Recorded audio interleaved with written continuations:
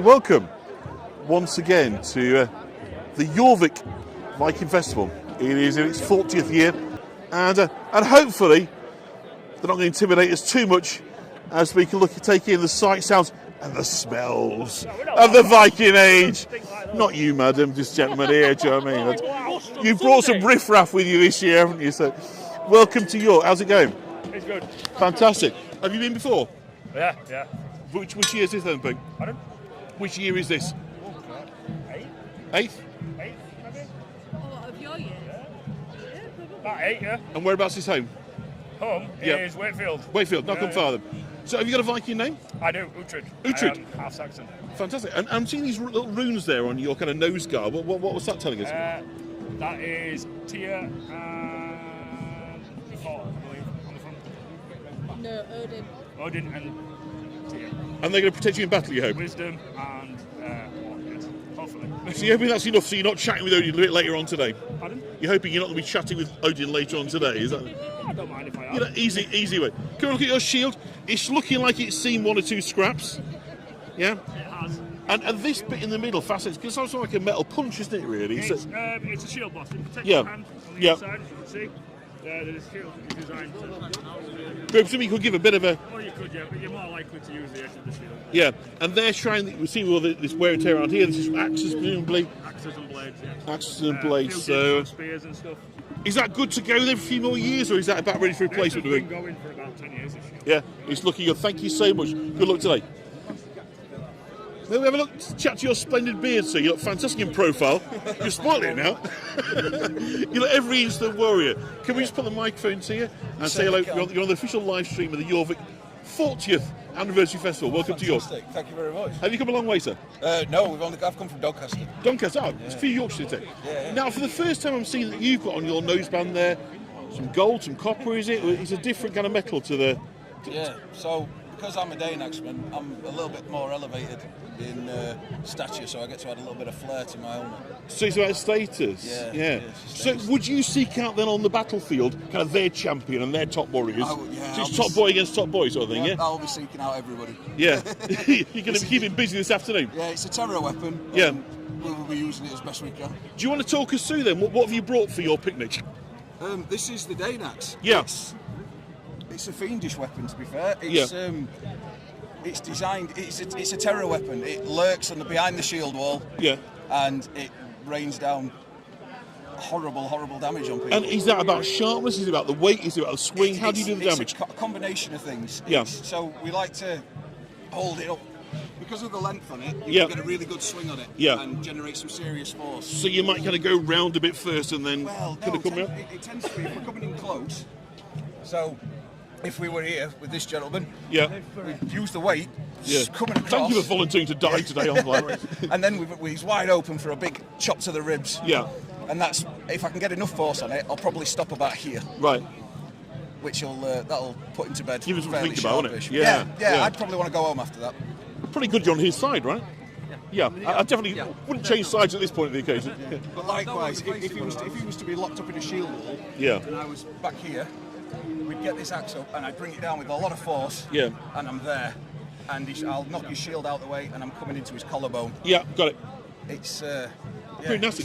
So you're a man of high status because of your military feats, but would you have been born in high status, or are you allowed to earn that like a gladiator? No, I'll have earned it. Yeah, so you've proven it where it matters on the battlefield that you've got the chops. The Jarl has seen my prowess and invested a lot of money in me. So you're a highly prized. So your protective gear there is to keep you alive and unscathed through the battle?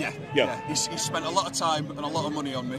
And this is all riveted together, is that right? Each one's individual little ring, is that correct, They're all riveted together. It's 4 in 1, I believe. Yeah. And how much movement and freedom does that give you, particularly on the shoulders, I'm thinking? Yeah, no, I've got quite a lot of freedom. It's heavy, but you get used to it. When I'll spend all day training in it. Does the belt, do you wear a belt that helps? Yes, I do. It takes a lot of the weight. Yeah. Yeah, we like... So I'll tie my belt on. Usually I might have somebody to tie it on for me. Yeah. I'll keep my arms. So you've got an armourer, as you might say, and then we'll hoik it up over the belt, so the belt takes the weight. And then again, you've got some heavy metal chain work around your neck as well. There, we've got Thor's hammer and what have got some dragons on there, is it? These are the beasts. Enjoy it. We'll catch up later. Enjoy your day, guys. Thank you so much. So I'm just going to continue to walk down. These are pretty scary people around here in York, you know. see it most of the year too, but in today in particular, they're gardening gloves, 10th century gardening gloves. Still got a garden, haven't you? You've got a garden, haven't you? You've got a garden. Thank you, Vince. We'll just run down and capture these handsome fellas going about their raiding. Just give them the benefit of the doubt, it's just they're trading, but I don't like the look of this lot. They've got trouble written all over them. I expect later on you'll be seeing guys like this getting in all sorts of hijinks. But that's Jorvik Festival for you, and we'll love it for you. Hello, sir. Can we say hello for you? We can indeed. Hello. Whereabouts are you from? I'm from Salford, and we're based kind of all around the northwest and northeast. Yep. We've got a good, strong northern contingent today, which is appropriate, isn't it, for the Danelaw? Yeah, we should do, yeah. And so, how many thousand years have you been here for us then? About 1,000 years, isn't it? Too many. Yeah. You have to feel it. It feels it, yeah. Yeah. Rough night on the mead last night, was it? We weren't here last night, unfortunately. Yeah. We're fresh today. Do you travel up on the train like this, then? Nah. No. So what got you involved in the Viking reenactment? Met some of this lot at university. Yeah. Not me, obviously. Oh, yeah. Normally people run when they see people like you, don't they? Normally they run when they see people dressed like this, don't they? But you were drawn towards it. Oh, definitely, yeah. Definitely. And what is it that captures your imagination about this period? Really good question, that. The uncle used to do it. It's just some of his kit I'm actually wearing. Okay. Back in his day. So I think kind of talking to him about that got me into it, and I think just the interesting history of it and the myths and legends that came with it as well, obviously. But it's very colourful, isn't magical. it? Yeah. Yes. Yeah. And as I was just saying earlier, we don't really mind, do we, that we were conquered by these folk, because they're so sort of colourful and interesting. We just sort of take it on the chin, don't we, that we're sort of played 10-1-9, really, in terms of our island history. Yeah, well, we've inherited a lot from them, most of our language. Yeah. We've got from a lot of folks invading us, so we have to thank them in a lot of spaces. We're all Northern Europeans, aren't we? Yeah, definitely. Absolutely. And your name, sir? Can I ask your Viking name? My Viking name? Yeah. My Viking name is Flesh. Flesh? Flesh. Flesh. Oh, and you've got some rings. We're not talking about rings so far. Can you tell me about your rings? Yeah, silver rings, but all based on actual archaeological finds. Yep, yep. Fairly simple. That's a bronze. And I know that's not a continuum, that's literally just wrapped. Can you just hold your hand that way? Sorry. Oh no, like that. Palm up. Yes, that's a wrap-around ring. It's not actually soldered together, is it? Basically, it'd be just a strip of metal. Yeah. Sharpened at the ends. Yeah. And pressed round. So the beauty of it is, it's very you can pliable sort of thing. Open it to fit any finger. Yeah. So fantastic. And did they signify marriage, or did they have the kind of wealth? Wealth. Yeah. Purely wealth. Yeah. So in essence, that's just saying you're a man of kind of high birth, or at least you've done very well for yourself. Yeah. So silver was the precious metal of the time. You know, there was gold, but gold was very scarce. And was it through trade that kind of that wealth would kind of be established and grow? Well, it'd be trade, but it'd also be an awful lot of raiding and Viking, basically. I was worried you were going to say that. You know, what? You've not been rehabilitated 1,000 years later. Absolutely not. No. You know, at the end of the day, you'd gain your wealth by either trading, raiding, or protection rackets against tribes and peoples who were less strong than you. You'd rock up. They don't want to lose their manpower, so they'll actually pay you off to go elsewhere. So have you got a number in mind that Jorvik needs to cough up today to send you on your way? For me, 2 and 6, mate. 2 and 6, right, okay. Well, thank you so much. Best luck. Thank you for being part of this fabulous festival. Could we borrow you just for 1 minute? Would that be possible while you're waiting? You are live to the internet and the world. Can I give you this? No fear. That look of fear is now gone. Okay, you're in a happy place. Can you just introduce yourself, either your British name or your My name is Frigga. Frigga. Called after the goddess Frigg. I'm going to say, Frigga, yeah. So was she Odin's wife? Odin's wife. And Balder's mother, is that right? That's the one. I know. And didn't she had something to do with mistletoe, didn't she? Yes, that's how Balder. Yeah. It was the only thing that she didn't. Can't hear anything for that. It's the only thing that could actually kill Balder. Yes. All the other plants, trees, whatever, herbs was protected him. Yeah. All but the mistletoe. And so that rotten Loki, didn't he, fashion an arrow, didn't he, from mistletoe? And I'm going to get Loki. Yeah. I think one of the blind guys. Anyway, so whereabouts are you from? York. Jorvik. Thank you for coming so far today. Yes. And let's just step back for a minute and have a look at this fabulous get-up. You are resplendent. Is this tartan you're wearing here? Not really. It's just an ordinary weave. Yeah. Tartan, I think, came a lot later on. Yeah. But this is just an ordinary weave. But when you say ordinary, I think you're really saying high status, ordinary for the wealthy. Is that correct? Oh, yeah. Yeah. Because you are looking very, very kind of high-end, high status. You look like you're bossing him, really. You're in charge. Well, again, where, as you can see, I'm married to the Jarl. Yes. This is my daughter here. Greetings. Hello. Hello. Welcome to Jorvik. Yeah. Hello. How are you? What is your name? My name's Freya. Freya. You're Freya. Okay, so you're keeping this going. We're very much into the gods. So you're not being tempted by this newfangled Christianity that they're all kind of getting infused about? No. You're staying loyal to the old gods? Absolutely. Yeah. And you're standing here in protest just to make sure that these... Yeah, we've got our... This is our Listen out, Christians. We're here today. Making a stand. We're making a stand. Can you talk to me a bit about your... Is it jewellery? How would we describe these... almost like tortoiseshells, aren't they? My tortoiseshell brooches. Yeah. They're amazing, aren't they? I normally have a ream of jewellery. Yeah. But as you can see, the riffraff around here, they'd have it away. And this almost like sort of decorative dreadlocky sort of type things, isn't it? You're coming from around your hair. Well, this is, again, as you can see, I'm a Rus Viking. Yeah. And this comes from Byzantium. Yep. I like the way it looks on them, so I pinched it. So you're It's Eastern Empire rather than Western Empire, That's as you me. might say. Yes. Yeah, fantastic. Now, this is my husband, the Jarl. Sir. This is Ulf. Ulf the Wolf Hunter. Ulf the Wolf Hunter? Yes. Did you have a lot of success in that particular area then? Oh, wow. Yes, we have here a jackal. This is the jackal, wolf jackal. This come here is from South Africa. Yep. But it was bred in Poland. Yeah. By a Polish farmer, who then bred them to sell them on. He has hunting a farm. purposes. He has a farm. And would they help you to hunt, or were you hunting them? Were they like your pack of dogs, as you might say, or were you hunting the jackals? No, we help to hunt the jackals. Yeah. That's why we call the hunters, you know. And is this spear, is that part of the kit you'd use to the spear you're holding? Yes, it is, yes. And the sword as well, you see. Yep. This is all status. Yeah. And were they tricky customers, jackals? Are they kind of hard to... Oh, very hard, because very tricky. Yeah. Because 1 minute they would be fierce and looking at you. Yeah. And then as you think you're winning or retreating, they would then reverse it. So very sly fox. Well, thank you so much. Enjoy Jorvik 4th anniversary. We'll catch up with you later. But I believe that you're about to kind of set off on your march to retake Jorvik. So enjoy yourself and go easy on us, won't you, sir? Yeah. Thank you so much. Have fun. Bye-bye. So the tribes, it's fair to say, are on the move. Thank you, Julie, for reminding me that time waits for no man. Certainly doesn't wait for YouTubers. And I think we'll just stay here for a minute because we've got a fantastic perspective here. Our real kind of first thing, yes, lethargy, very much real shit. We don't get too many of those over in Blackpool. But just to give you a sense, I think, I'm going to go on a limb on here, I think we're bigger and better again this year.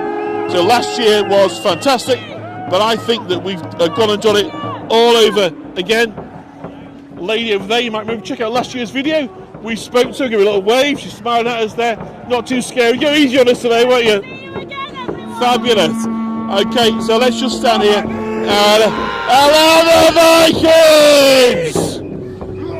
Just say hello. Yeah! Didn't mean to do that, just... It definitely lost his edge there towards the end, didn't it? Hi there. Welcome to Jorvik. The bowmen, our first time the bowmen, so he's all sorts of weaponry. Perhaps we'll try and catch him a little bit later on and find out about his fashioning. So gathering the tribes is afoot now. Fabulous, love that flag. Hello there, welcome to Jorvik. We spoke earlier, we'll catch you later for a video. You look out when this goes back out live on YouTube. you'll see a video of our friends here. We're part of it. That is fabulous, making me do it. Do you mind coming, dropping the fourth wall for a second and just coming in and just saying hello, because you are looking amazing, sir. Thank you very much, sir. Whereabouts do you come from today? Barton upon Humber. That's fantastic, Yes. yeah. Do you know, apparently there was a very tall man that walked across there 1,000 years ago when it was all low water. Oh, really? And Yeah, they did it again about 5 years ago when the water was low. So an incredibly tall Viking was found. Like, they were little guys, obviously, weren't any good for this. So they found the tallest guy to go, oh, it's a piece of piss, this, he could walk across. I think he was folded and all drowned. I might have made that bit up. But never let the truth get you a good story. Welcome to Jorvik today. Thank you very Enjoy much. Sorry, what was your name? Kirsty. Kirsty, you're looking fabulous. I'm loving that blue. Thank you. Feeling it. Goodbye. Hello, guys. Now that's shielding like he's done many rounds of battle, I must say. It's looking a bit too pristine for my liking. That's what was destroyed in battle. Yeah, you're going to sort that today, This is a new one for today. A few notches, if you like, on the old battle shield. Only a few, yeah. Where have you come from? Bolton. Bolton, Manchester. in Lancashire. Yes. We've got a very strong northern contingent today, so approve you for the Danelaw. That's it, yeah. Good to see you. Welcome to Jorvik. Let's see so much fur. Hi.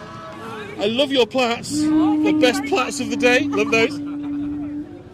Lots of ladies, little ones, a lot of fun, the little ones are it, but it was so nice to say multi-generational. And seeing little Vikings, like little acorns. Can we just come in and say hello? Well, can you be brave? A big, loud, booming Viking voice into our microphone. Say skull. Skull. Good Wow. boy. How old are you? Now, I was told you dress like this every day. Is that right? Would you Is like? your school uniform? And we're off. Would you like to dress like this every day? And we're off. Yeah. Lovely to see you. Hey, love that eye makeup. Fantastic. That's scary. Best yet. Best yet. More challenges. Wind and hair. A challenge. Massive challenge. Take 2 balls in the shower, is it? And fabulous again. Hello there. Hello, sir. Hello. We spoke last year, didn't we? I remember you. Yes, we did, mate. Yeah. I'm You're buying stuff. You left now. Hello. Hi there. So still they come. Still they come. These are the late Vikings. Yeah, you can see they're going to running. Hello there again. Runnings keep on the schedule because we don't want lots of gaps, do we, on our march? So give us a 2. Oh! We're deaf for the rest of the day. Hello again. Good to see you. Good to see you. Fabulous. So let's try and get somewhere down in amongst these Vikings, and we're going to follow them. And we'll next try to try and College Street. So I'm going to try and stay out of the way as far as I can of the people that are part of it. So we're just going to tuck in here at the back, or perhaps we'll slink up the side and see if we can't get you something in front. So we've got to, sorry, like sort of Irish bodrums, I guess, really. Is that the same thing? Yeah, so traditional kind of instruments used? Yes, it's the Celtic bodrums generally used, but also used across Vikings. So that's just the same culture, really, being pretty much similar. Yeah, and made in the same sort of way? I think so, similar way, yeah. If you want the expert, it'll be her in the show there. We'll try catch later on. So lots of Irish links on the Book of Kells and so forth, really kind of setting out those kind of Celtic links. Yes. Glad to see you. Where are you from today? Liverpool. Liverpool, fantastic, thank you. We'll just go and sneak up, so they sound great. They're all tuned up very nicely. The drums. So I'm going to shut up so you can catch the sights, the sounds, and indeed the smells. We'll not dwell on the smells, that would be unfortunate. Of course, when Jorvik first opened, back in 1985, 1984, they made a big deal of how smelly it was of a chap on the toilet. So I'm not sure they'd market it the same today, but I'm glad to say it smells very, very nice where I am now. So.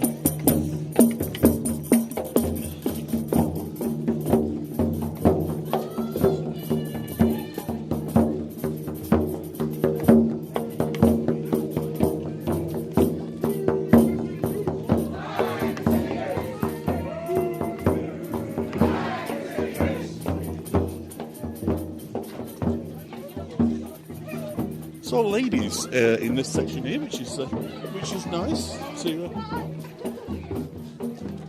all levels of society, genders, age groups.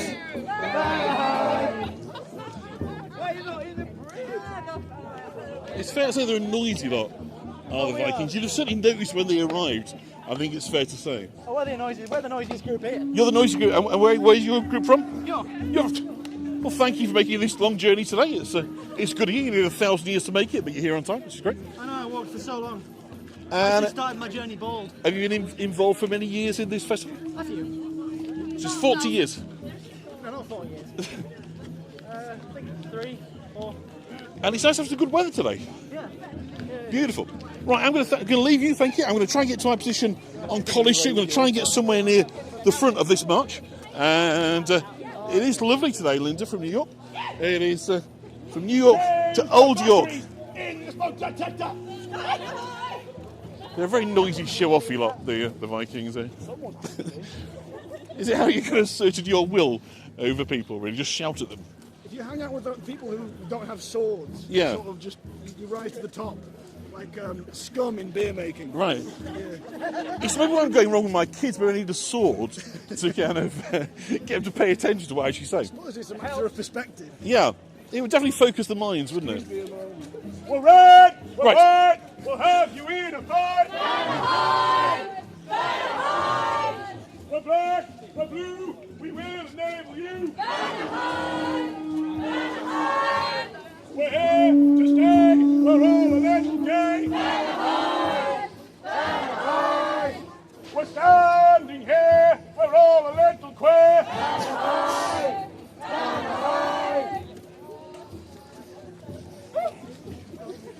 Sorry for the volume levels of that. We're sent into the red there, but I think you'd have to excuse us on this special day that we make allowances for these rowdy Vikings.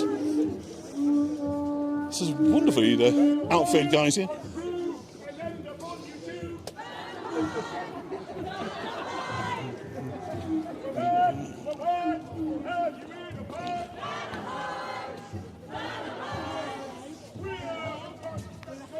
So obviously you've probably picked up on this. What we have here is various reenactment societies from different parts of the country. A lot of northern representation today, which is fantastic.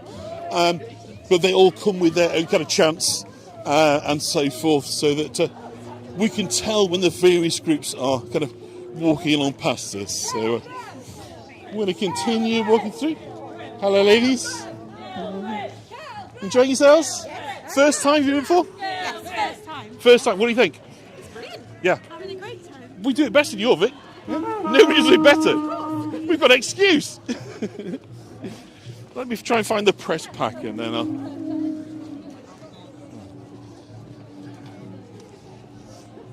So, just a little site here. We're obviously at the east end of the Minster on College Street.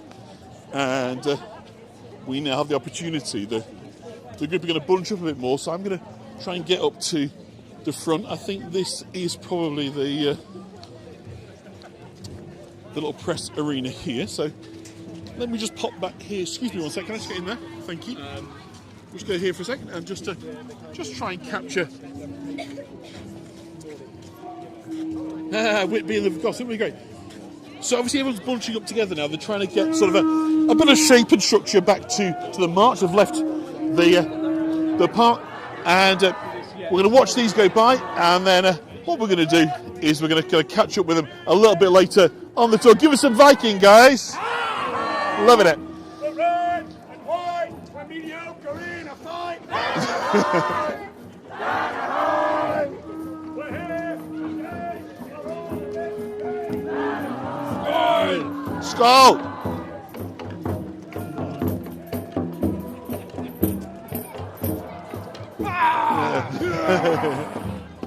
I think they need feeding, these Vikings. They're starting to get a bit wild. Oh, particularly the little ones. Little ones are terrifying. So that's it. So let's. What we're going to do is we'll try and chop our way through. And excuse me, sorry, thank you very much. And if we come this side, and I think what we'll probably do is just leave the march for a moment, well, 5 minutes maybe, to enable us to get back down towards Bevel. We'll probably follow it round the corner, but they're going to go down to Stonegate, and I don't want to follow them down there because obviously it is pretty tight down there, and we need to ensure that we're not getting in the way, not least of course of all the fabulous people that have come out to York today to see this fabulous turnout, because obviously we can't always guarantee that we're going to get the weather in February, so what a bonus that we've got such a lovely sunshine today as we come around the Minster. It might get a bit windy, so if the microphone starts to crackle and hiss, you'll understand, I'm sure, that we are fighting the natural elements in order to bring you this spectacular annual event in York, and it's in its 40th year. So the festival dates back to 1985, and of course it is intrinsically linked, inseparable really, from both the Viking dig of the late 1970s, early 1980s, but of course as well the opening of the world famous Jorvik Vikings are here in York, I believe in 1984, 1985. I should know that, shouldn't I? That's remiss of me. Particularly as I managed to get there on a preview. I was about 14, so I think it's about 1984. I could be wrong. But it's great, they're starting to bunch up again. So we're getting some Viking action along the way. Could we have a little word? Is that possible? Oh, can be, yeah. Hi, where's from? Pontefract. Pontefract, so more northerners today. We've got a lot of northern. Yeah. A lot of northern Vikings today. Yes. And you got good colouring for it, if you don't mind me saying. Well, thank you very much. Yeah, you certainly look the part. Yeah.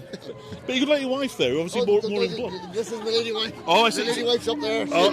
Should we not film this then? No. Is it busted? I do apologise. It's not going to be that kind of show. Thank you so much. I'm going to get out of the trouble. I'm running away from this. Oh dear. Duncan Place. Well, Duncan Place, yeah, a bit ahead of us, but I'm going to walk along stealthily here, hopefully on the outside, and hope that nobody, particularly this lady, notices that I'm sticking a camera in her face. Because if you do it subtly and you hold the microphone about there, it's rare people even notice, or let alone say hello to people from across the world that will be tuning in. Hello, fantastic. Hi, how are you? I'm good, thank you. And where have you come from today? Came from Deangate. From where? Didcot? Oxfordshire. How lovely. And is there an unknown link that I'm not aware of to Didcot and the Vikings? No, we just reenact. So what interests you in the first place in Viking myth, legend, culture, costume? I usually do Anglo-Saxon because that's more of what we do in the south. Is there a lot of crossover, would you say, between their ways of life, belief systems, cultures? Eventually, the country became a bit of a melting pot of north and south. But usually we just come up here to be with our friends. Yeah. And not your first time in York then? No. You loving this festival? Yeah. We're delighted. It's fantastic. We're 40 years into this. So thank you so much for being part of it. It's absolutely fabulous. So let me get out of the way because I'm going to get told off for hogging Stonegate. So I'm going to quietly slip in here. I'm going to try and get out of people's photographs. And we'll leave the tour momentarily. And we'll be back with you in Two Shakes of a Lamb's Tail. Hello. Hello. I love your... Sorry, I'm trying to subtly get out. So it doesn't look like it in the way that I'm actually filming you as we're doing this. But okay. this is me being subtle. That's okay. If I'm being obvious, you'd know. I'd be stood up there on the thing. So love those beads. Thank you very much. And are they all kind of natural? They are authentic glass beads based off finds. This one was actually a find from Derbyshire that I've actually added extra beads Oh, in. really? And the beads signify high status, so I would be classed as a high status lady. They're beautiful, aren't they? They are a recreation of a grave find from the Isle of Man called So- the Lady of Chaos. No disrespect, but as you go in, as you get better, as you might say, will that get longer? Yes, so the more beads that you added, obviously, it signifies a higher level of wealth. Yep. And then it also signifies your status as well. So my status would be quite high up with regards to sort of a lady status. So immediately, anybody and that's encountering also you, with the they colour can as well. see straight away. That's correct, yeah. So the colour of the dress as well. So red is a high status colour, same with greens and blues. So Sorry, which colours did you say are high status? Red, greens and blues are classed as high status, otherwise you would just have plainer colours that would be sort of like sandy. So is there any particular shade that people will see immediately and know this is a person of very high birth? Yeah, so any colours where it would be red, or the greens and blues, it would be classed as high status. Fabulous, lovely talking to you. It Thank was you so lovely Enjoy to meet you. Jorvik. Take care. Enjoy Jorvik. Sorry, that was me trying to get out of the way, so I'm now sort of slightly to the front. So we will escape. Yeah, so obviously York is associated, almost inseparable now from what we might call the Viking saga, Viking history, Viking culture. Of course, that is massively underpinned by the agricultural dig that happened here I think from the mid-1970s onwards, although it's kind of predated from some experimental trenches that were buried, one of which, of course, famously in 1972, found the famous Lloyd's Bank Viking turd. A poo so magnificent, nobody could bear to flush it for over 1,000 years, and we now get to enjoy that in a museum. So that's the sort of thing York's got in store for you. Come here and look at a museum that puts poo on display. But it's not everyday common garden poo, of course. It is absolutely tip-top historical poo. So, two very, very significant men hold the key, really, to what this festival has become, this kind of culture, this part of York Centre, and they are Dr. Peter Addiman, and I think he's Professor, but so I'm going to say Professor. If he's a doctor, my apologies for over-promoting him, but I'm sure that that's okay. So a chap called Richard Hall, who both in effect set up the York Archaeological Trust, and were pioneers in not only making the case for, making the arguments, getting the resources for, being the impetus for the Viking excavations, but also coming up with an idea. The key thing about Coppergate, when it happened, and Coppergate is where we're heading down towards right now, was that Coppergate had two sort of characteristics that made it very favourable. One was it had been essentially waterlogged for 1,000 years because the ground, so the conditions, the high water table here in York, the lack of anaerobic bacteria, or the presence of it, I never forget which way around it's meant to be. But the second thing was they were already doing some demolition excavation work, a place called Rose's, paint factory was being kind of demolished, and so the opportunity was not to dig from the ground level, but to start from the cellar. And so what that enabled was, of course, a much faster start. So although the dig went on to last, I think, 6-7 years, and initially it was scheduled for a few months of exploration. So by going in at the medieval cellar level, they'd already kind of got rid of sort of 700 years or so of kind of subsequent progress and landfill. So consequently they were able to get much, much quicker. What's fascinating about Jorvik, about the dig itself, is like so many other digs in York, it's not just Viking. Of course, the Viking finds got the headlines, but also there's medieval finds in there, there's Roman finds in there. Every period of kind of settlement and habitation of York, hither to that point, has got its place in terms of the literally now tens of hundreds of thousands of finds, bits of pottery, beads, artifacts, combs, knives, brooches, you name it, have all been found here.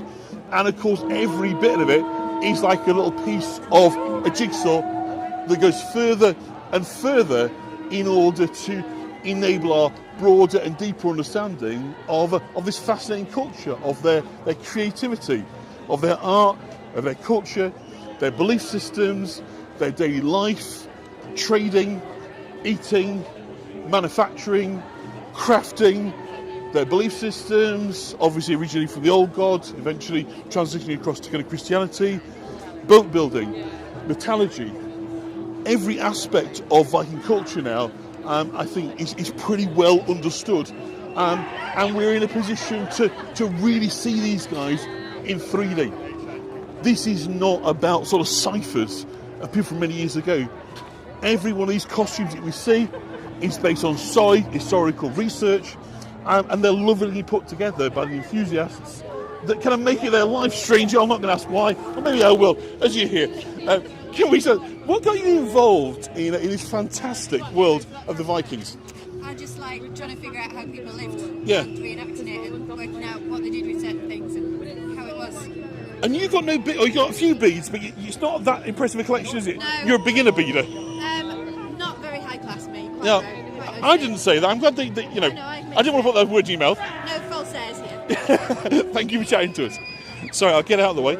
So, let's see. So we're walking down Parliament Street, which certainly wouldn't have been here, of course, in the Viking era, but of course the location was. And we'll talk about the Vikings' arrival in York. So, 1977, just jump back a good 50 or so years. Interesting year, because it's a year we associate with of course, the Silver Jubilee, or those in this country would associate with the Silver Jubilee of Queen Elizabeth II. We actually two queens visit York that summer. The other was Queen, I forget this wrong pronunciation, please forgive me, Queen Margaret, of Denmark, who had been told, had heard, had read about the sheer wealth and quality of the finds that were emerging from this dig in Coppergate, York, and came to see for herself. So she's only been on the throne for 5 years, Queen Margaret, unlike Queen Elizabeth, who'd obviously been around for many, many years. So again, fantastic to see different generations getting involved. Always fantastic. Wonderful colours here. Yellow. So first of all, yellow we've seen today. Do you know what we say? Can we just go on? Sure. Was yellow a very traditional colour? Yes, yellow's quite an easy dye to get from a lot of different plants. And what do you use to create the yellow? I'm not an expert on the dyeing, but you wish you hadn't started this now, aren't you? Why did I smile? Just thinking. I think nettles can give a yellowy sort of green. Don't know if we've got any other experts on dyeing in the area, but yeah, absolutely. Yeah. And I know they went beyond using urine as colourings, but I'm hoping that didn't extend to dresses as well. Well, if you mix it with woad, you can set it to make a blue, so that certainly is a method. Yeah, it's a colour-fast method, isn't it? Yeah, absolutely. Well, it looks absolutely fabulous. Can you just see what you got around your belt as well? Yes. A little pair of cutting shears, is that? Yeah, that's right. Cutting shears, and then also a needle case as well for carrying needles, and a sharpening stone as well for blades. And what would the needles be made of? The needles, you get needles of metal, but also bone. Bone, so depending what you're doing, bone might be for nail binding, which is a little bit like crochet. It's often how you make socks and mittens and hats and things like really that. Thick, sort of really thermal stuff, isn't it? Yeah. Exactly. Yeah, that's it. So how did you get involved in reenactment? Crikey, back from university, I think. I've had a few answers like that today. Yeah, Just kind of fell for the spell. Kind of fell for it. Always loved history, and then sort of bringing history to life is something I loved seeing as a kid. So now it's really lovely to have that opportunity. And I'm guessing, that you're probably a bit too young to actually remember the dig the first time round. I'm afraid so. Yes. Whereas my grey beard tells us the story, and I do remember coming down here. You know, as a 6, 7, 8-year-old child, walking round the edge of Jorvik Dig. It was also scaffolding, like a walkway, and you paid a few pence and got a little book. But it was fabulous. Just sort of, it felt like York was the centre of the world. Absolutely. In terms of all this stuff was coming out of the ground on a weekly basis. It's incredible. Yeah, it's absolutely extraordinary, the finds that have come from here. Incredible legacy. Thank you so much for chatting. I hope you're enjoying your time in York. You too. So I said I was going to get out of the way and singly failed to do so. So I'll no doubt have my press pass revoked as a result of this. So if I'm going to be in that much bother, let's, what do they say, better to be hung for a sheep than a lamb. So we're going to continue on with this lady's smiling, which in my world means foolish victim is found. But I apologise about that. You do look fantastic. I'm loving the hair and the jewellery in your hair. That's beautiful. Are they sort of bone, or what we got going on there? Can I ask? Is that okay? Your hair decorations? Bone, glass. Beautiful. Bronze. Yeah. It's really catchy, isn't it? Lots of different colours. So is that hair dyed as well? They're then? actually this beautiful glass bead here is made by my friend who makes all of these. Yeah. Wow! Didn't even catch that. Your hair, you're lighter than a bushel. Your back is quite modest, isn't it? Your front. Wow! Look at that. That is amazing. Thank you. Can I ask which is your favourite, or at least which one would indicate the highest status? Probably the Byzantine. Wow! Beautiful. They're all archaeologically researched. Yeah. And I make them all. Yeah. That's not a local accent, is it? Australia. I'm getting that. I was picking up. I'm sharp on these things. I've noticed it. Thank you for coming. I think you get our furthest commuter award today. Yeah. Well done.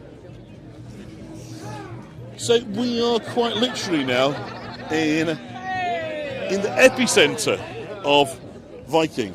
In fact, if you look at Viking, you ought to sort of be sent here by Google Maps, because nowhere quite as well as Roskilde or one of these places. Obviously in Scandinavia they've got the boat museum. If you get the opportunity to go to Roskilde, it is absolutely amazing. Of course the boats came here, but I'm thinking, hey, sorry. Just in case anyone is interested in Very these interesting. marvellous creations, you can follow Instagram or Facebook. Is Bokovic, Bokovic V-I-K. Can you spell that again? B-O-K. Yeah. A-V-I-K, Bokovic. And that's now the authentic manufacture by your friend of these lovely... Full archaeological dig sites and history as well. So. Beautiful. Thank you so much for Master your time. craftsman. Beautiful. I'll let these guys go past, and we'll kind of head further down.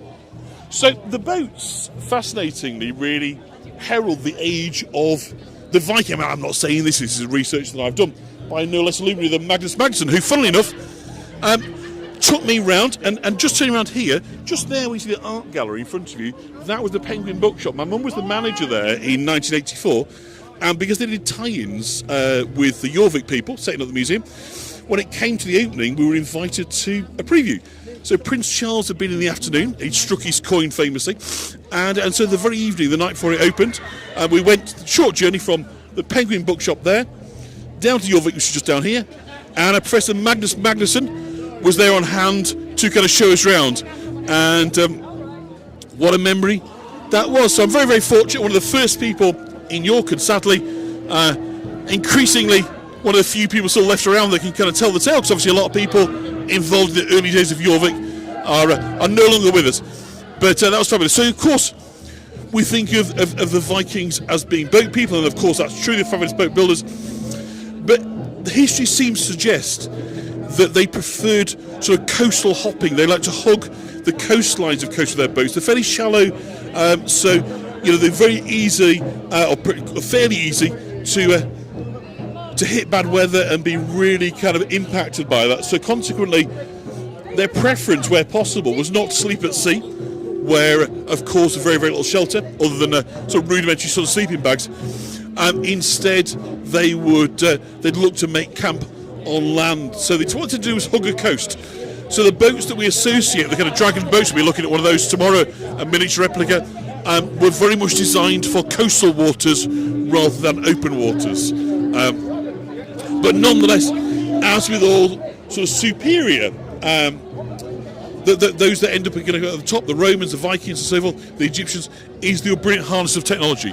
So of course both in boat building, in navigation, but also in metallurgy, weapon making, iron and so forth, were all key elements of their supremacy. And it's kind of generally felt that the age of Viking starts about 800 AD. We have our first glimpse from over here, a little sneaky preview of the raid on Lindisfarne in 793, which of course is described by the church in the terms that we came to associate with the Vikings of being godless, heathens, violent thugs, as you might say. So we get the rather jaded perspective of the Anglo-Saxon church in terms of describing for us what the Vikings were. So we tend to take a bit more nuanced view these days than perhaps the Anglo-Saxon priests would have done. But nonetheless, it probably felt like some form of vengeance was being played out in their peaceful lives as these horrible people arrived by boat and set about killing them, nicking all the good stuff, having all the fun, and generally making a nuisance of themselves. Now, if you don't mind speaking, as it should be, you don't look that much of a tearaway, if I might say, but is it deceptive? Do we need to watch out for you a little bit later on? Oh, absolutely. When the mead kicks in? Yeah. Now, again, I've noticed you're a young lady, you ought to be beadless, so I'm starting to realise now, you're at the bottom of the pile, if there's like a nice way of putting it, yeah. And basically, you're disposable today, aren't you, basically? If you get killed, then, it's unfortunate, but you had a good innings, right? Yeah, well, like my death will make my dad angry, and therefore... Yeah, you've got to fight me. Then, of course, you've got to find another girl, haven't you, to marry and inherit and so forth. Fantastic. Where you come from, sir? I'm loving those tattoos. Derbyshire. Fantastic. Yeah. I think there's a tattoo moot thing on today, isn't there? So there certainly was yesterday, yeah. You wouldn't necessarily want fresh ink and a battle, though, would you? I'm not sure those two things go together. It's not slapping you on it. Yeah. You want a kind of exclusion zone, right? New tattoo, fresh ink. Fantastic. So, what have we got? We've got some runes on there? Yeah. Well, this one's basically Odin, all apart from that. Yep. So I've got Sleipnir with 8 legs. Yep. Odin, 1 eye. Gungnir, spearhead. Yeah. Hugin and Munin, ravens. Yeah. And Sleipnir, of course, some say a bit of a Rudolph the Red-Nosed Reindeer, isn't he? That Father Christmas kind of predecessor, isn't he? The gift-giving horse of the sleigh. Fantastic, thank you. Lovely to talk to you. Would you have to try and catch it? So it's getting a bit narrow up here, so we're going to slide on by. I do need now, I'm starting to feel that I'm somewhat underdressed. for today. And that there's probably more that I could have done.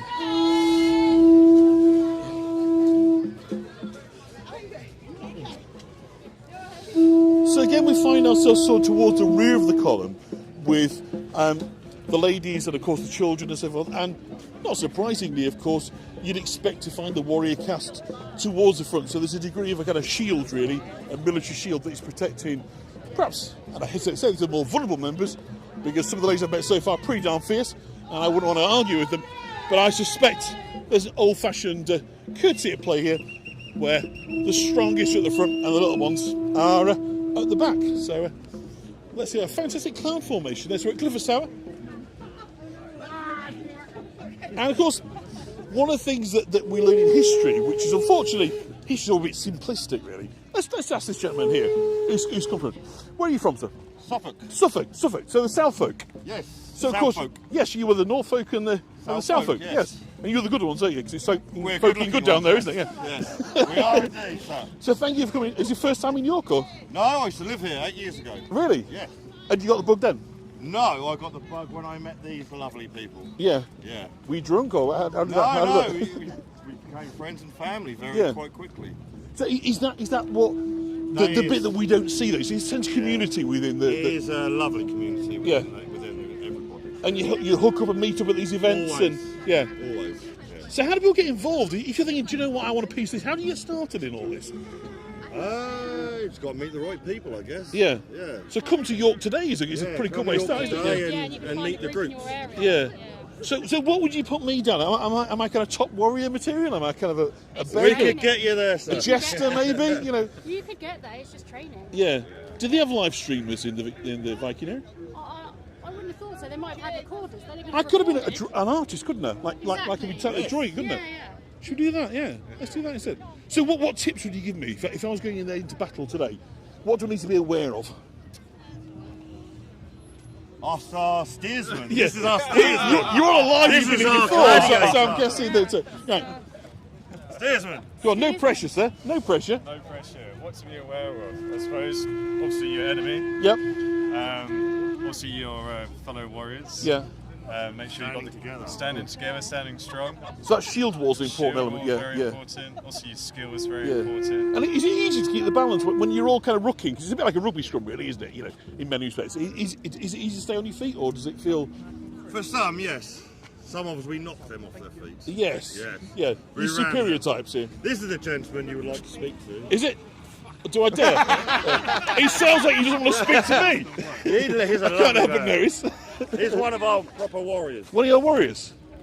And yet here you are in the middle with the sissies, sir. No, you've got to keep your enemies close, haven't you? Absolutely. That's a very fine beard, if you don't mind me saying so. Much. It is glued on every morning. Yeah? Is that many years of project we're involved in? No. It's just this historical homage to my chin, which is no longer with us. But no beads. Did there wear beads in the beards, the Vikings, or is that sort of did they have beads in the Vikings? No, beads in the beads. Yeah. Probably not. No. Probably not. No, it's more modern. That's sort of silly Hollywood kind of thing. Very much so, yeah. Do you blame Hollywood then? I remember sort of Kirk Douglas and all that sort of stuff when I was a kid watching that film. Does it now sort of feel a bit kind of unrepresentative? The historic, presentation of the Vikings? Look, it's a difficult topic because ultimately anything that gets people interested in history and looking into the deeper connotations and the sources and the archaeology, then fair enough. There's always going to be an element of fantasy, but that's what entertains, isn't it? Sure. So York and Jorvik is incredibly important in that respect, isn't it? As a very gateway. So. Yeah, certainly so. Certainly so. It's got a lot of history and heritage here with the site itself, but this event has been going on for a long time. Finds. Yeah. My wife made my shoes from finds in York ditch. Yeah. And of course, it's our high water table, wasn't it, that preserved things here that otherwise would have just disappeared, wouldn't they, in other locations? Yeah. So everything was water sodden, wasn't it, when it was kind of found, and so things survived that otherwise would have perished. Over to our soil analyst representative. I have no clue. Life, I still new. It's the one you've been waiting for, everybody. thank you so much. I don't want to test your patience, brave warriors, but thank you. How many years have you been involved with this? I've been doing this for about 7 now, but I've been with this group for about 3.5, 4. And where's your group based? We're Bloodhorn Englar, based in East Anglia. Of course, you had Suffolk, didn't Suffolk, you? yeah. Fantastic. And of course, again, that was heavily settled, wasn't it, during the period of the Danelaw? Yeah, it was the Danelaw. Yeah. It was the Danelaw. So does that mean there have been the same earls that would be overlords, or would that then have been cut up into various territories of the Danelaw? To find a time period, very little was written down, but there is plenty of dynasty from the Saxons and the Woofinger tribe, so there would have been small thanes. It would have been broken up into small villages and as parishes.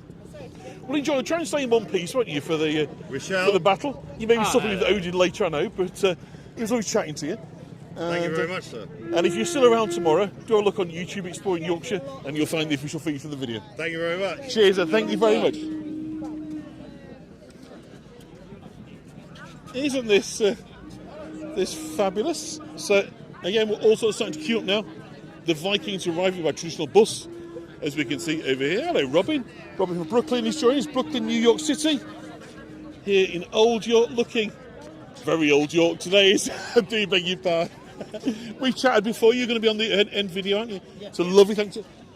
And look at these. It's like a wanted poster, isn't it, sir? Really? Huh? It's like a wanted poster. Oh yeah. That's why no one knows my name. It'll be a not wanted poster, I don't know, but here in Jorvik today, very welcome. Thank you, welcome to the festival.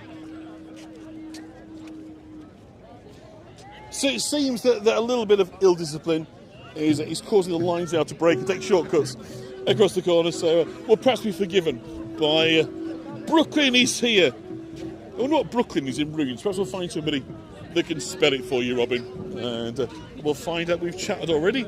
So I'm looking for people now that aren't quite looking traumatised, that haven't been picked on as yet. And the Bodrum players. Let's go back and have a listen to the Bodrums. A fantastic sounding, kind of organic instrument, really. Couldn't really be simpler.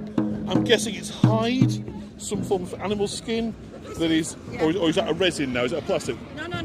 It will be hard. Yes. And they're very similar to Irish Bodrum, aren't they, in terms of construction? This one, to be honest, this one is. But the decoration is the decoration of old-time Vikings in Leeds. And what was the function? Is it marching in time? Is it a bit of fear, anticipation? A bit of both. A bit of both. It keeps people's motivation up, keeps people going. It's been used The long days of marching, you'd feel it in your legs, wouldn't you? Yes, you do. You hear that beat and you know something's happening. It gets the adrenaline rolling.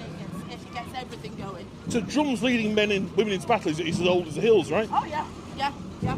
And you've got a pair of dragons on here as well, That's right. Yeah, these are Ormsheim dragons. Yeah. Which is a group based in Leeds, and we're here for the day to fight. Fantastic. Enjoy. Thank you for adding to the colour and splendour and the noise. Let's have a hear, Haunter. Oh my God, we're in the red. We're in the red, guys. Hi. Let's let the young people pass through. So go uphill now, so see if I can hold my breath. Excuse me, dodge out your photos. And we'll follow them and we'll make our way up towards the press area, which I think is... We'll just find out. Excuse me, is the press area in front of the museum again? Yes, it'll be underneath the... Okay, thanks. So we're going to follow this up to the top, and then we'll find out what's going on. I wasn't going to come down here because the events are kind of overlapped, but we've been kind of drawn. Now look at the size of these drums. These are twice the size, and twice as loud. Can I just put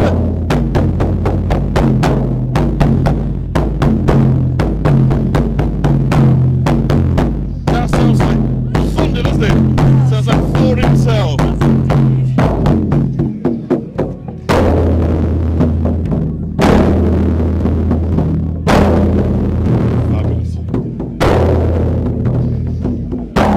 Block your ears if you're of sensitive disposition, because that is loud. That is loud.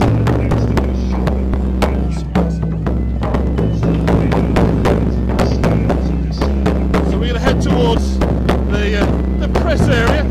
I'm going to get out of your way and allow the melee, the colour, and everything. It's one of about 40 years of Jorvik to play out on the park. I will warn you. It may get messy. Thank you from Jorvik. Let's go live. So we need to find our way into the press area, which I think is probably here. Is this press area here? Sorry, I don't want to get in your way. Is it here? Yeah, cool. Yes, I'm hopping about a bit myself, Carter. So I hope you enjoyed the drums there. They're fabulous. I love those drums. And so, kind of sign people of doom. of Asgard, who will you cheer for? The brave wolves? Can we hear the very quiet wolves? So again, you're going to have to decide who you're cheering on, and we're getting a kind of a straight from behind. For the mighty boars. The boars! So a better view, I think, than last year. But we'll go on to Zoom once we get into melee mode. I'm just going to pause a sec and get myself a drink. And any questions? Do let me know. So now the ranks are formed. The shields clash together. Look upon it, sunlight glinting from iron helm. Mail sparkling. Here we go. As the lines close. Gazing across the shield's rim towards the enemy. As the horn of war blows.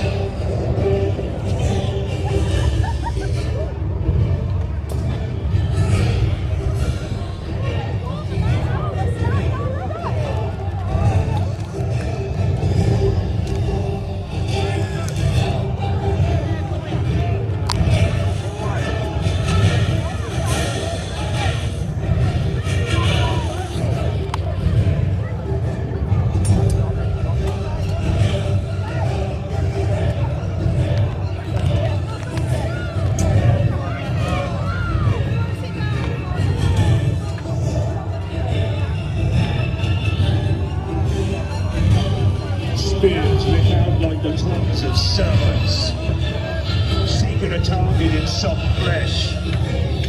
Axes bite into shield's rim. Sword blades gleam in the sun before being splattered in crimson glory.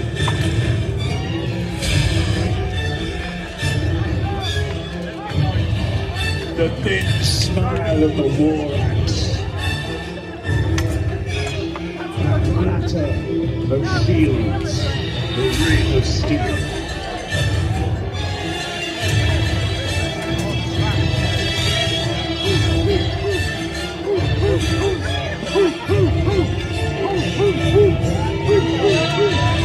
In the chaos of war, it is hard to tell friend from foe. Each man cannot see who is winning and who is weakening. One by one they fall, each side struggling. Sword arms become tired, spears become slower. Yet courage must be the greater as strength fails. Little way of sleeping through the whole thing, folks. This is a battle of attrition.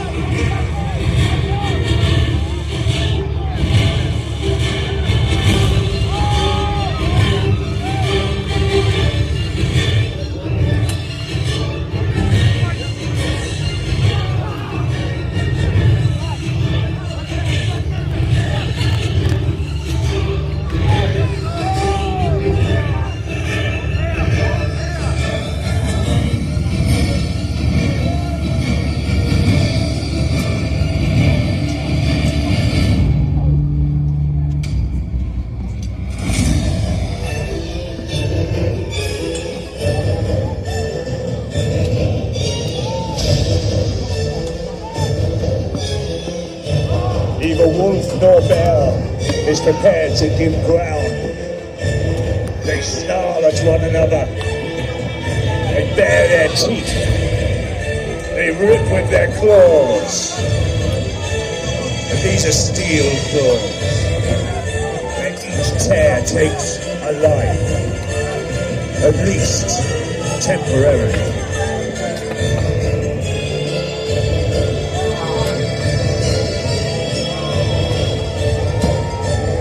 seems the Boar's line is folding, it's collapsing.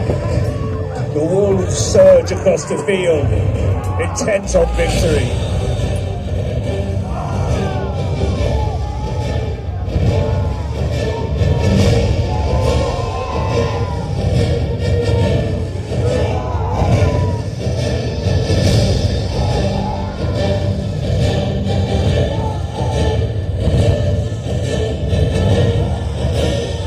And so,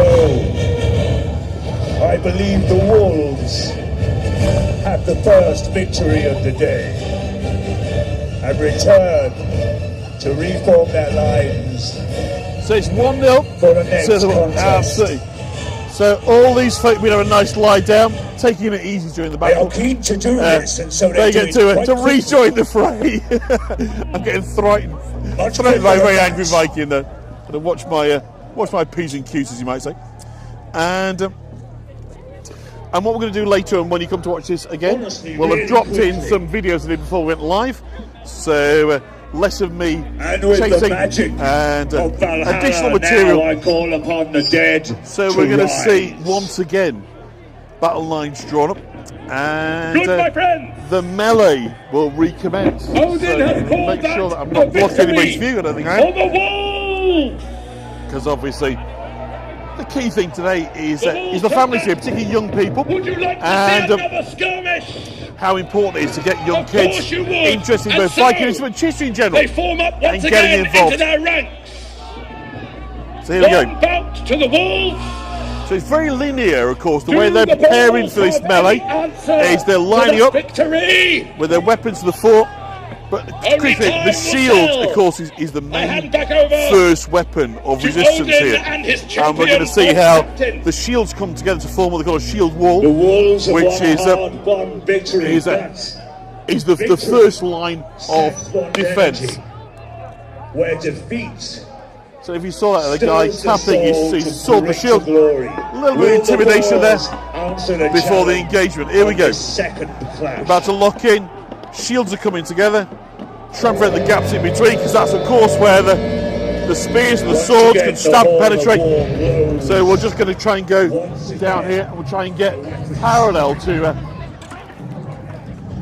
the Boars seeking revenge for blows struck. So a different view this time we can now see. So the key to this is try and hold discipline, try and hold your line, but obviously try and penetrate your opponents. So a bit of dancing backwards and forwards to expose the weak parts. Who's going to break? Who's going to be intimidated? Who's going to lose the initiative between these two battles of straight back into the war, really? Shield wall is no place for it now. You do not hide behind your shield. Use it. So as been said, the shields obviously convey sort of membership, kinship, who you are sort of fighting with. So whilst they all look quite different, of course the warriors in the battlefield hopefully are able to recognise who is representing who, and we're not got sort of blue on blue. Authentic Viking camera behind me. Who knew the tech was there? What advanced that we even realised. Lovely Viking lady there with her 10th century bit of kit. Authentic portrait-taking device. Is it made of bone? Probably somewhere, yeah. I thought so, yeah. There's definitely precious metals in there. Yeah. Anyway, back to the battle. It's become like the bursting of a dam, and the wild waters surge through. So you're starting to see a little bit of discipline now.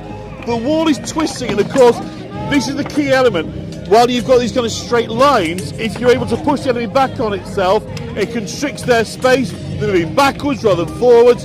So their ability to be nimble and precise is reduced. And of course, eventually, if you push hard enough, the wall starts to fold on itself. And that's where you get what you call the rout. The most dangerous part of the battle, when you become literally overrun by your enemies. Not because they're necessarily better fighters, but because they're on the front foot, they've got space, and they've got momentum in the battle.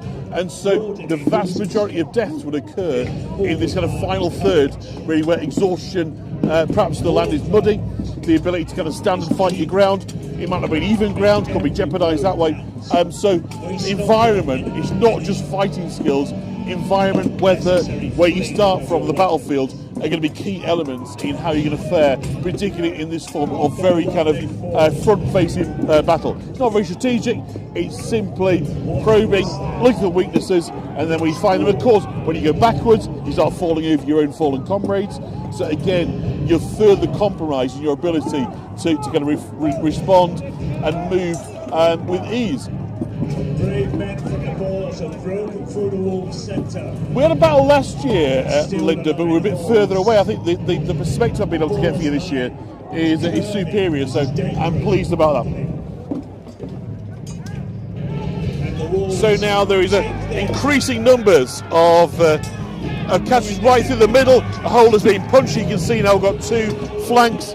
The left and the right are completely separated. There's nothing holding the line, and now we've got skirmish. We've got open battle now over on the left-hand side, and as I say, this is where multiple warriors come in and dispatch very quickly those who survive. So we are now then in the killing fields, and it's game over for many of these warriors. They put up a good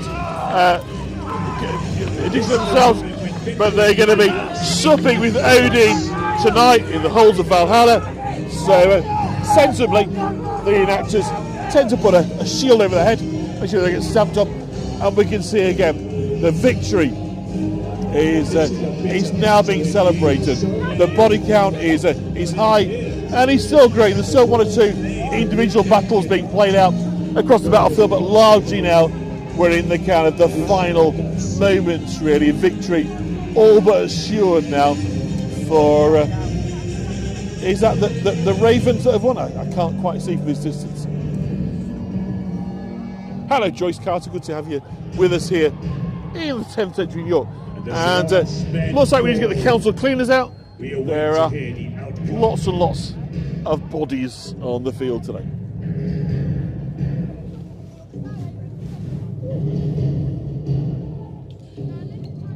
I've just sat down on it, Tish, and I can tell you it is quite cold, yeah. So it is February, it's sunny, but it is still February. So keep the February bit in your head rather than the sunny bit. And so there's still one or two little scuffles going on over there. Quite literally fights to the death. I suppose no one's going to lay down their life easily. But it is somewhat of a forlorn cause now. Oh, Marianne's here. Hello, Marianne. Yes, it's all got a bit mad, a bit messy. But of course, it is York at its finest. Here this year, the 40th year of the Jorvik Viking Festival. Now, I believe, I could be wrong. Hello, Martin. We're going to go in for a final round to settle this. There's a lot of reincarnation going on as we speak. So there's a bit of a lie down. Can rejoin the fray. But I need confirmation. So the Boars won that one apparently. So is that 1-1? Is that one for the Ravens and one for the Boars? Frankly, that was a bloody battle. That's going to take some clearing up. But we think it was the Boars. We think it was the Boars that won. So if you're backing the Boars, of course, Boar being the wild ancestor of the domestic pig. So the Boars have taken it. They're not boring. One bout apiece. It's 1-1. I think a decider is coming up. How do we fix this, my lord? I will declare, I believe that was victory to the Boars. So we're definitely hearing the official score has come in. It is it's 1 to the Boars, 1 to the Ravens. It is literally game on. With strength draining from exhausted limbs, the final battle. The final battle, the one battle to settle it all. So place your bets. Are you going Boars? Are you going Ravens? Final victory. Because at this point, through the games, through the fighting, through the battles, honours have been even. Though the Wolves appear to have had a slight advantage. Who will be the ultimate victor? Will it be the Wolves? Or sorry, not Ravens, Wolves today. Let's go.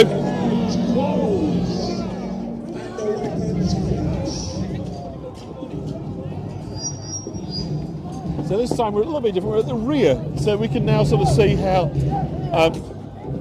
obviously to a degree, the melees, but also how the rear needs to separate the front. You would see over the period of a battle, people moving and retreating from the front, not because they were scared, possibly they were hurt, more exhaustion. So basically what you need is several columns of warriors that are able to kind of fill in the gaps. You either retire hurt or simply exhausted after sort of 15-20 minutes fighting. And believe me, anybody's ever been in a boxing ring and just sparring will know how exhausting 3 minutes is, let alone 20 minutes is. So those heavy limbs, carrying all this kit, wearing the arm, wearing the chainmail, it's not surprising, of course, that end up sort of quite exhausted by their efforts. And so you'll see at the back here, we've got the second wave preserving their energy right now, waiting to take their place. We see a chap going right the way through now to the front line. If you saw that, to take up his place in the battle lines. Still nothing to choose between these two sides. Wolves, Ravens seems evenly matched today. It's one apiece. So this is the battle, and we're seeing reinforcements coming from the rear. So is this a surprise shock tactic? Are we going to see an attempt to push through? We're looking at the long bill hooks, long spears, making their way through. You just see them now being pushed up. Is this ingredient X that's going to win the day for this side of the battlefield? Time will tell.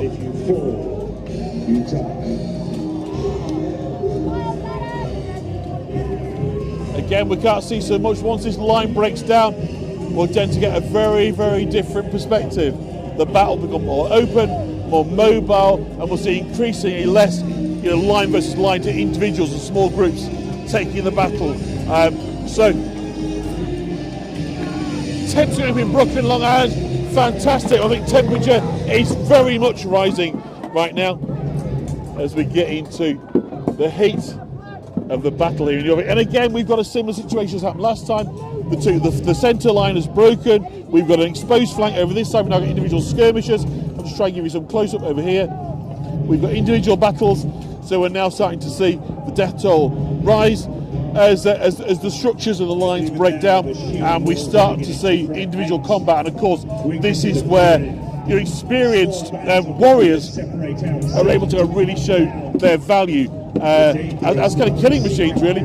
So this side, the left-hand flank has held, the right flank has collapsed, and as I say, that's where you get the real danger, the exposure, because you're no longer protected by the shield wall or your colleagues. It breaks into the open, and it's got every man for himself. So many of these guys are going to be toasting eternal life with Odin this very day here in Jorvik, appropriately celebrating the 40th anniversary of what I think is the most important Viking festival in the UK, the Jorvik Viking Festival, here from the city of Jorvik. So again, more reinforcements coming on to add to the line, or perhaps a better warrior is being sent in to deal with a champion.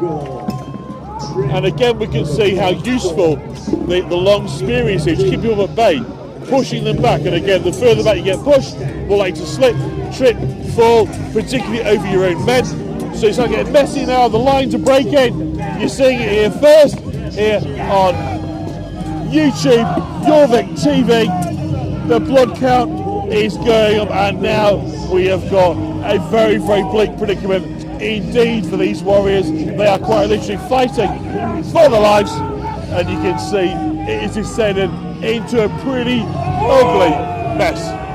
Blood and bone and sacrifice and sweat, we can see as the victorious warriors come together to celebrate victory on the field. The ultimate triumph here, celebrate 40 years of the Jorvik Viking Festival. The broken and the fallen warriors, no doubt at least feeling in some way vindicated. They'll get to spend time with Odin now. But here we go. Well, the dead are coming up. They have all fought well. Cheer them, ladies and gentlemen. Give them a big cheer from home. Wherever you are in the world, give them a cheer, folks. Celebrate their efforts this evening in my hall at Valhalla. The Valhalla bound. But in Valhalla, they live again to fight another day. Warriors, stand you not around like a rabble, because we must move on to the final contest. But before we do, I declare the winners to be the Wolves. The Wolves take it. If you're backing the Wolves, congratulations. 2-1, your fighting champions today are the Wolves. See for the Wolves, everybody. They've won the day in the battlefield. Did they get that with fair play? Was it underhanded in there? Who knows? Who cares? All's fair. To a very special final contest. Warriors, if you are not taking part in this circle of treachery, quit the field. Okay, I'm not quite sure what we've got in store now, but we'll stay with it. With that man. I see you. Guthrum the talkative, Guthrum the Scot. Get off. And so, the circle of treachery. We have found a team winner. But who shall be our individual winner this day? We fight until only 2 survive. This could take a while. I hope you've been to the toilet.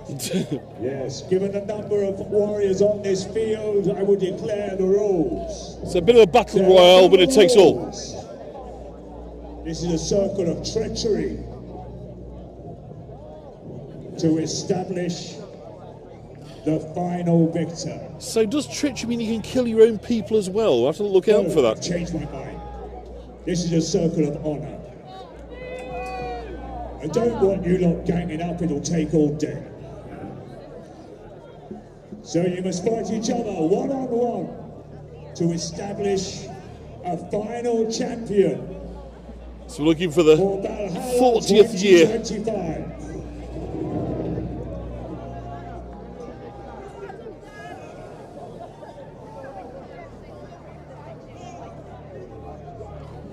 And if you find yourself on this video later, put a little timestamp so we can see you fight it. The field.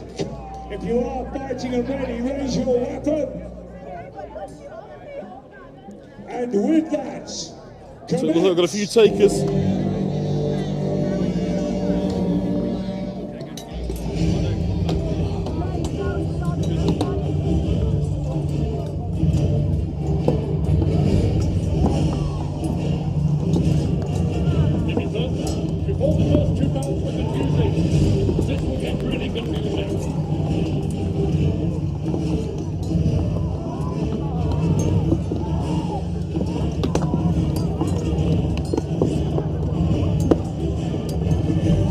Near the smacks of the swords with the axe on the shields. It's not messing about. Victory in a contest such as this is not just about skill.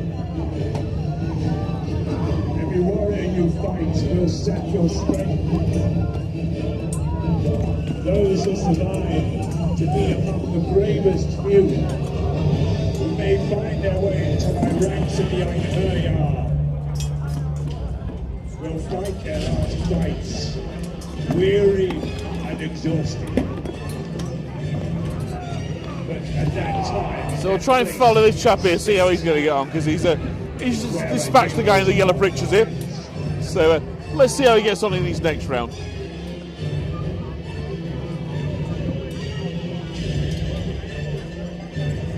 Fight, guys.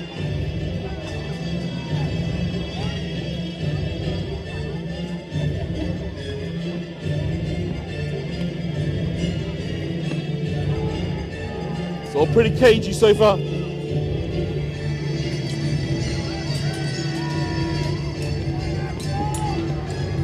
Little exchange of blows. Oh, did we get first? Oh, I think he may have got something under the armpit there. I think he's wounded. He's staggering round our guy. He's coming in, but he knows it's important. each contest, one will win, one will fall. You've got to be careful now. He's vulnerable. Every time he attacks with that right hand, he's exposing himself. And now he's down. Is he dispatched? No. One more strike though. And he's going to be very much an ex-Viking. Nasty bar goes the armpit. Oh! He struck a powerful blow. In fact, he's emerged the victor. So winner stays on. We're staying with this guy. Let's see what he does next.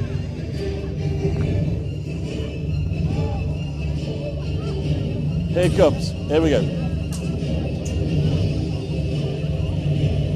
So is it going to be cagey again? Looks like it. Oh, a bit more action early on. Oh, very experienced. Ah, look at that. I think we've backed the wrong horse there. Our new champion. He's now looking very, very confident, isn't he? There's fewer and fewer men on the battlefield. So here we go. Who's going to win it?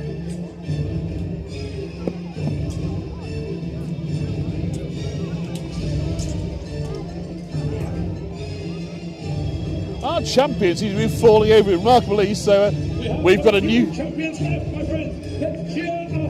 We'll just give you a shot across the battlefield. So here's our champion now, looking for somebody. Here he is, man in the orange. 2 swords. No shield, 2 swords. This is where it really counts. All eyes are on the final 4. They will now attempt to make it cool and sexy. So many fights to get to this stage.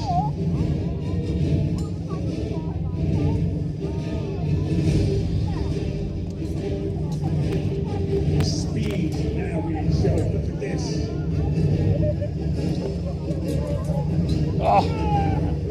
The yellow shield there emerging now as one of 4 that I think are left soundly upright. So here we go. Yellow shield is about to take on the final champion in the semi-final. Only 3. All right. And 2 remain. Oh! 2 remain. 2. So you got to decide who you're supporting. Is it yellow shield? Is it the other guy? 2 yellow shields. That'll help. Introduce them and let these noble warriors. 2 champions remain. Who shall be your ultimate victor? Close to me here, we have who sports many hundreds of people, none other than Ingvar. Or will your champion be in the russet tunic and the russet beard? He has a face that can smile, but a sword that will bite. Will it be Edvik over here in russet? Pick your champion. One more time, Ingvar! Edvik! My friends, eyes on the 2 final champions. Let's see them fight it out for ultimate victory.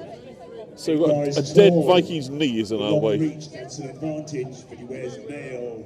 Edric, smaller but lighter. He's fast. Who will be the victor? Who will join my Einherjar? Let's cheer them on, my friends! And Edric.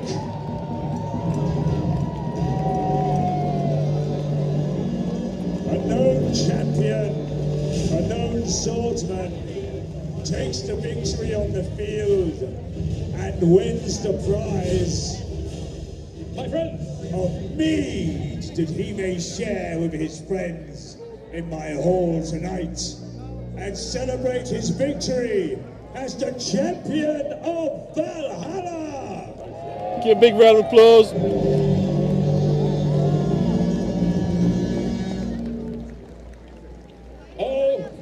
Like he's opening the mead and pouring it over the his victors. No, my friends, I hope you enjoyed the day. Hope you enjoyed the fighting. Hey! I'm so glad that you came here, my friends. Come back next year and do it all again. But do we have a final sign-off for our Dreadlord, the god of all, our All-Father. Let's have a round of applause for Odin! Yay! Thank you, Cartan. So once the folk of Asgard join me in my magic, as for the last time, we call upon the dead to rise.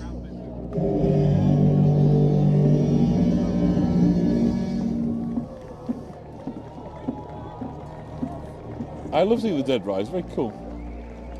So Well the done. warriors gather their wits and their weapons.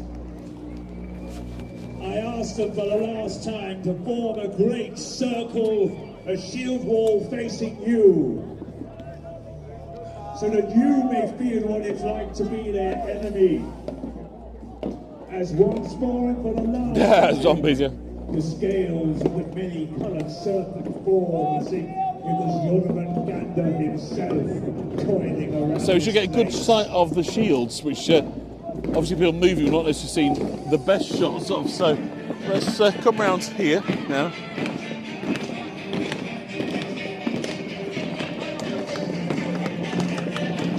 Now you are the enemy as they step forth. Line, step out! Step out! Step out! People of Jorvik, the warriors of Valhalla!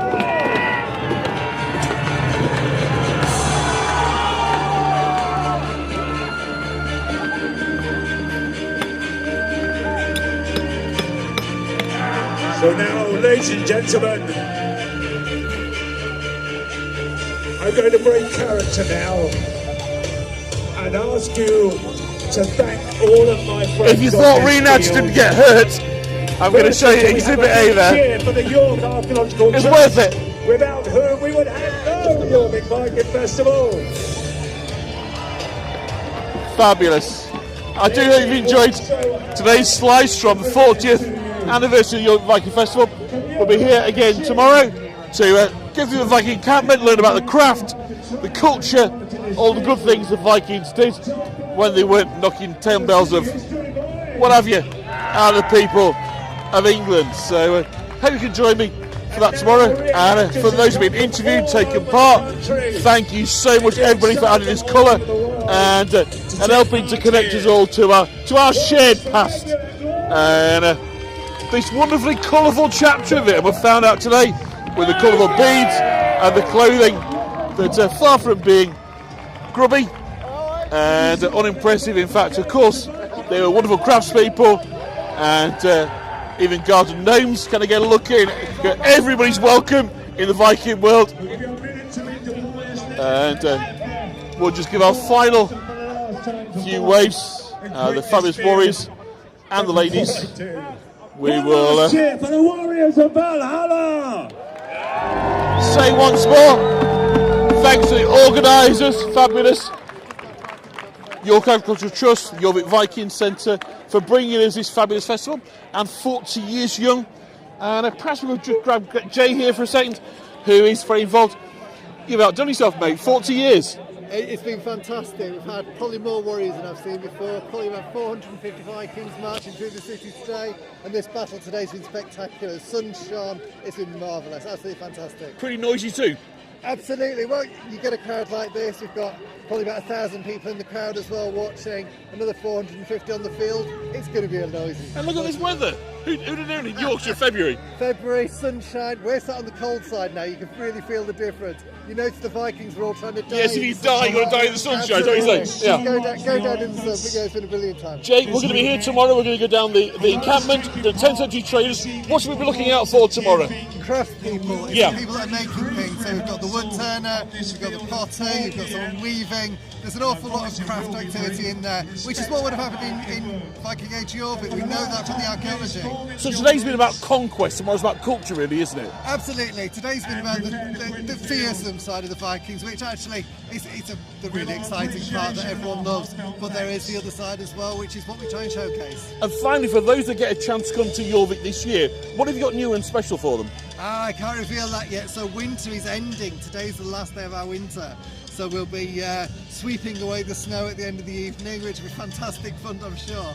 But I can't quite reveal yet. Just keep your eyes on the summer, that's all I'm saying. You're going to have to be here, folks. There's no other way to it. Thanks, Jay. Thank you so much for inviting us. Cheers, everybody. Right, we'll see you tomorrow. So, from Jorvik, I'm trying to turn around. I've got muddy for my art. You see that muck on my fingers? That's what I do. You know, we are. Hello, young man. Always putting myself in harm's way there, and hopefully you enjoyed that. It's been fabulous to chat and hear a bit about people's motivations, really, as to why they get involved. Because if one thing you can say about this is it's a fantastic community event, both for people of York and multi-generations coming to see what's going on, but also, of course, for the societies themselves, this group of friends that come together and no doubt have a fabulous time. So I've really enjoyed it. Hope you join me tomorrow. As I say, we'll be looking at culture and craft and trying to chat to as many of these Vikings as we could possibly can. And I look forward to seeing you tomorrow. So thank you, everybody who's joined me. And I look forward to seeing you all very, very soon. So from York and the Jorvik Vikings to the 40th anniversary, it's goodbye from me. Thank you.